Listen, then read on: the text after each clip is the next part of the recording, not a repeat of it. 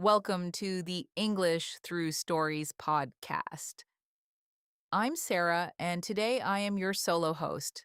James is taking a little break today, so it is just you and me. And honestly, I am really excited about this episode because we are covering something that changed the way I teach English completely.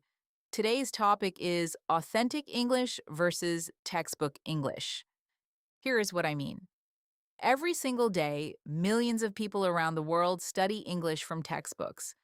They memorize phrases, they practice dialogues, they pass their tests, and then they walk into the real world. And a native English speaker opens their mouth and says something that sounds nothing like what they studied. Sound familiar? You are not imagining it. Textbook English and real English are genuinely different languages sometimes. And today, I am going to show you exactly how different they are across two real world situations. We are going deep on each one. By the end of this episode, you are going to sound so much more natural. Let's get into it. Our first scenario is greeting someone you know. Here is what your textbook says you should say. You walk up to a friend and you say, "Good morning, how are you?" And your friend responds, "I am fine, thank you." And you, that is correct English. There is nothing grammatically wrong with it at all. But let me tell you something. If you said that to a friend in America, Australia, or Canada, they would look at you a little strangely, not because you did anything wrong, but because nobody actually talks like that with people they know. It sounds overly formal, almost robotic, like you are reading from a script rather than having a real conversation. Here's what authentic English sounds like in the same situation. You walk up to your friend and you say, "Hey, how's it going?" And your friend responds, "Not bad, not bad." You, or maybe they say, "Pretty good, crazy week though, how about you?" Or they might say, "Honestly, exhausted, but good to see you. Do you hear the difference?"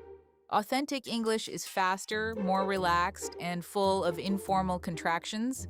How is it going becomes how's it going. I am becomes I'm.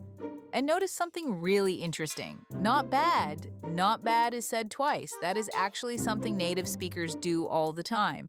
Repetition for emphasis. Not bad, not bad. Yeah, yeah, sure, sure.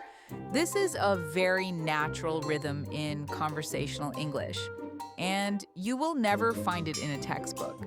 Also, notice how the friend added extra information without being asked. Crazy week, though. Honestly exhausted. That is how real conversations flow. People do not just answer the question and stop. They give you a little peek into their life, they open a door for you to ask more. This is called conversational threading, and it is a huge part of sounding natural in English. Now, here is something really important. The phrase, "How are you in authentic English?" is not actually a question most of the time. It is a greeting.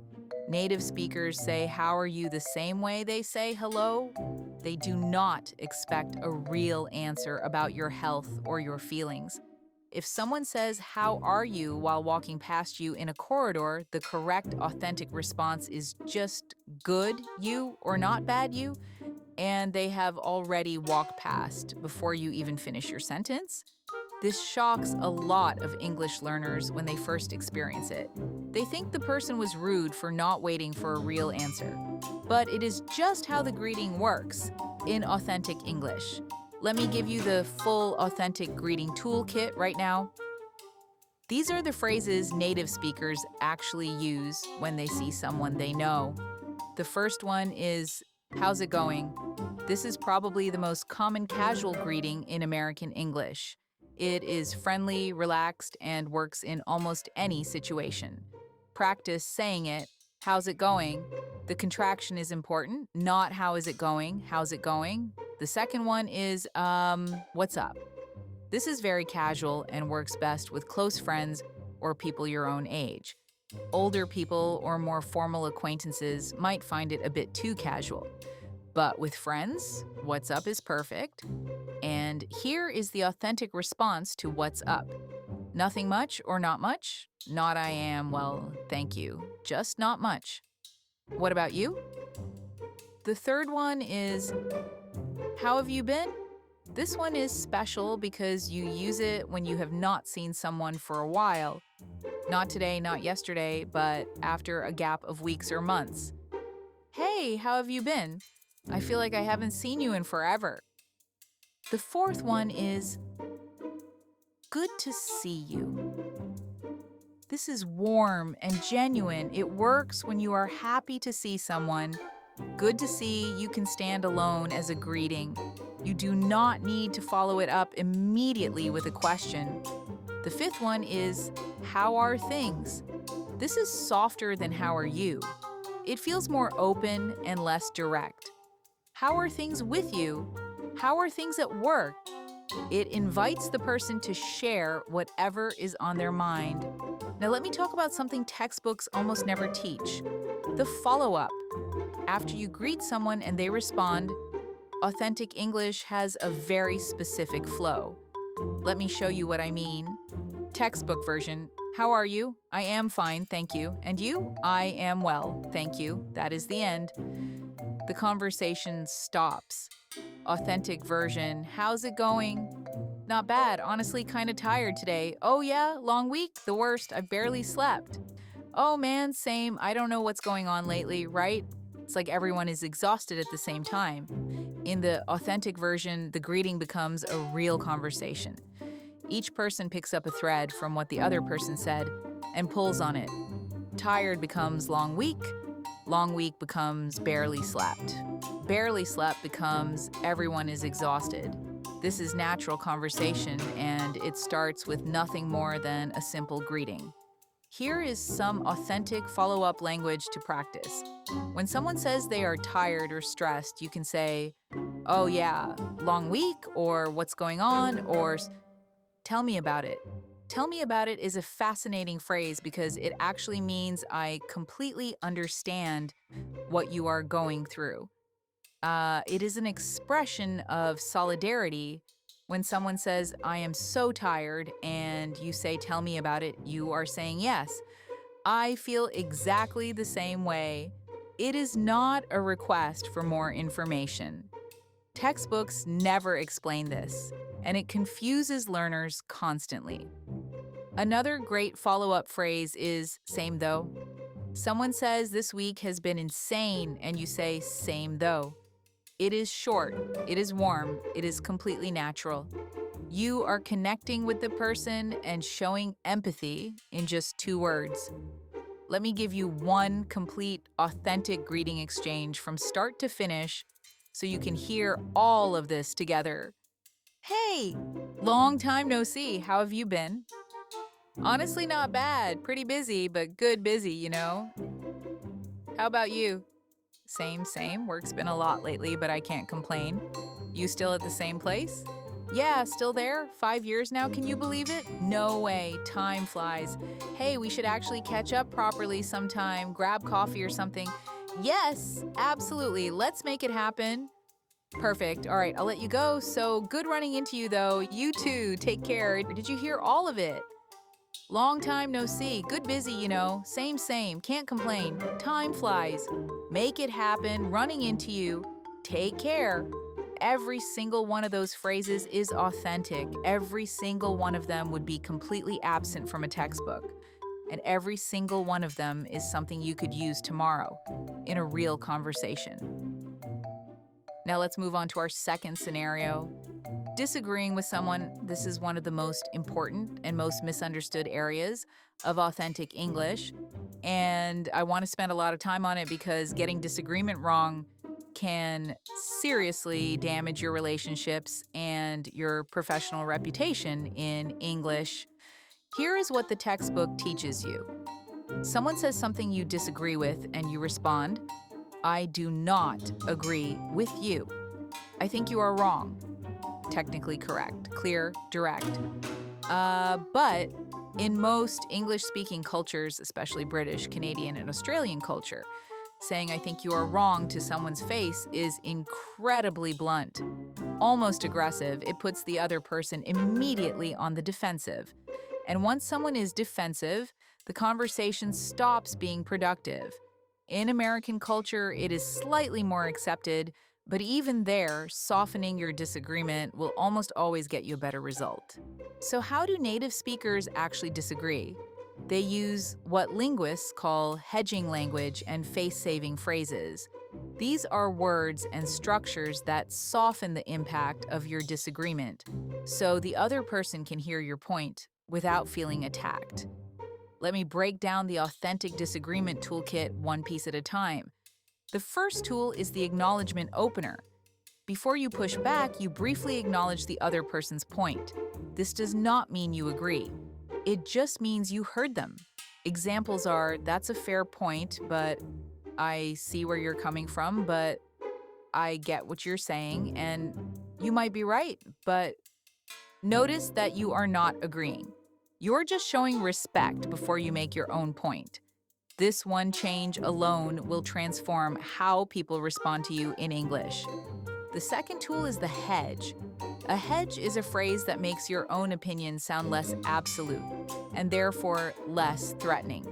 Examples are, I'm not totally sure, but I could be wrong, but I might be off on this, but I'm not 100% certain, but when you say I could be wrong, but I think the numbers are slightly different, you are still disagreeing. But you have wrapped your disagreement in enough uncertainty that the other person does not feel directly challenged. This is incredibly common in professional English environments. The third tool is the softened contradiction. Instead of saying you are wrong, you say things like, I actually see it a bit differently. I'm not sure I see it the same way. I think there might be another way to look at this. I've heard a slightly different version of that. All of these phrases mean I disagree with you, but none of them say it directly. They leave space for discussion rather than creating a confrontation. The fourth tool is the I feel or I think opener. When you start with I think or I feel, you are framing your disagreement as your personal perspective rather than absolute fact. I think the deadline might be too tight. I feel like we might be missing something here. I think there's probably a better way to approach this. Starting with I think or I feel immediately makes your disagreement sound more collaborative and less combative. Now, let me show you some real situations where these tools come to life. Situation 1, a colleague says the project will be finished by Friday. Textbook response, I do not agree. That is not possible. Authentic response, that's a fair point if everything goes smoothly, but I'm a little worried about the timeline if we hit any roadblocks. Do you think we should build in a buffer just in case? Did you notice what happened there? The authentic response acknowledged the colleague's optimism, expressed concern using I'm a little worried, which is softer than saying it is impossible, and then turned the disagreement into a question and a suggestion. That is masterful, authentic disagreement. Situation 2, a friend says a movie you both watched was amazing. Textbook response, I do not agree. I thought it was boring. Authentic response, I know everyone seems to love it, but I don't know. I just couldn't really get into it. Maybe I'm missing something? What did you love about it? Here, the authentic response uses I don't know as a filler that signals uncertainty and makes the disagreement feel more casual. Couldn't really get into it. His softer than it was boring. And an ending with a genuine question shows you are open to hearing their perspective, even though you disagree. This is how friendships survive disagreements in authentic English. Situation 3, someone tells you a fact that you believe is incorrect. Textbook response, no, you are wrong. That is not correct. Authentic response, I'm not totally sure about that, actually. I think I might have read something different. Where did you hear that? This response uses as a thinking sound that signals you are not immediately accepting what they said. I'm not totally sure about that is much softer than you are wrong. And asking, where did you hear that? Invites them to examine their own source without you directly challenging them. This is also a very common authentic technique. Here is one more thing textbooks miss completely about disagreement in authentic English. Tone and pace matter enormously. When native speakers want to soften a disagreement, they often slow down slightly and drop their voice a little. They use more pauses.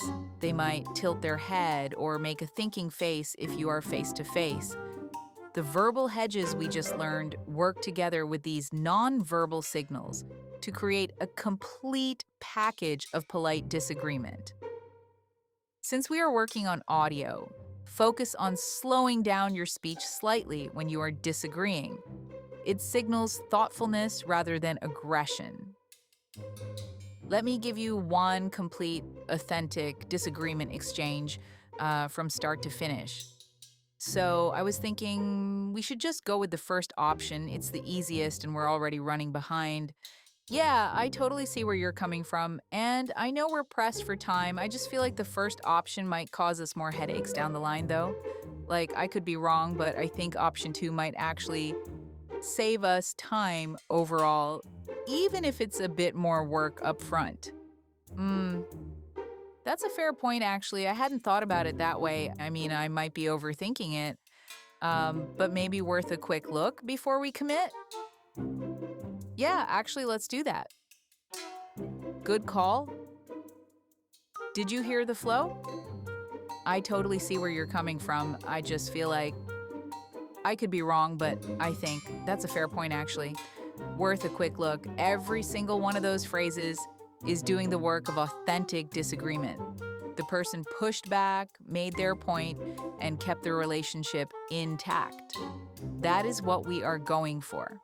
Let me quickly summarize everything we covered today. For greetings, replace how are you with how's it going, what's up, or how have you been.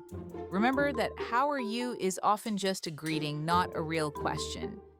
Use the authentic follow-up phrases. Tell me about it, same though, and long week to keep conversations going naturally. For disagreement, start with an acknowledgement like that's a fair point, but, or I see where you're coming from. Use hedges like I could be wrong or I'm not totally sure. Frame your opinion with I think or I feel, and slow down slightly when you disagree to signal thoughtfulness. Here is your reflection question for today. Think about a real moment in your life when you disagreed with someone in English or when you needed to greet someone and you felt unsure about what to say. What did you actually say? Did it feel natural or did it feel stiff and textbook? And looking back now after listening to this episode, what would you say differently? Comment below and tell me your story. I read every single comment and I would genuinely love to hear it. This is Sarah. Thank you so much for spending this time with me today. Real English is waiting for you out there. Go use it. I will see you in the next episode of English Through Stories. Take care.